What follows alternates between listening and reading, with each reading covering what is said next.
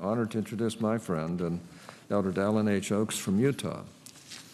Elder Oaks is a senior member of the Quorum of the 12 Apostles and of the leadership of the Church of Jesus Christ of Latter-day Saints, the same church of which I have been a member my entire life.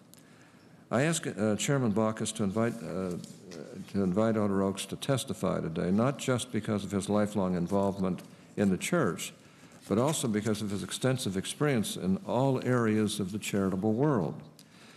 The churches, social services, education, health care, and the arts all occupy valuable space in the charitable community.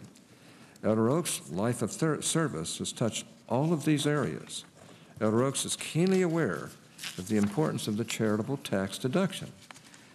We appear here to speak not only for churches and their charitable works, but also for the entire private sector, of which we and our charitable institutions are only a part.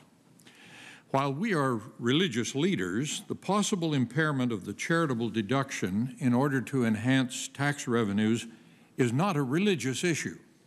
It is not a political issue. It is not even an economic issue. It poses a question about the nature and future of America.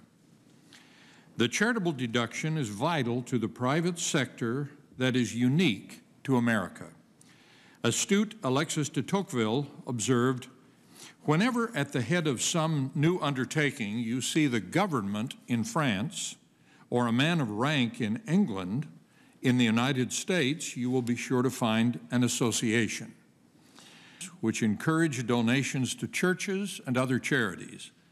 The effect of this tax benefit is built into the financing of charitable enterprises that are vital to our nation, and it is a significant and wise support of the private sector. The charitable deduction should remain unimpaired, not just for religions and their unique role, but for the benefit of the entire private sector of our nation. The private, nonprofit, non-government sector has always been an important counterweight to the powers and potentially repressive influence of governments at the local, state, and national level. The private sector is essential to preserving pluralism and freedom in our nation. Don't reduce the charitable deduction. Well, thank you, Elder.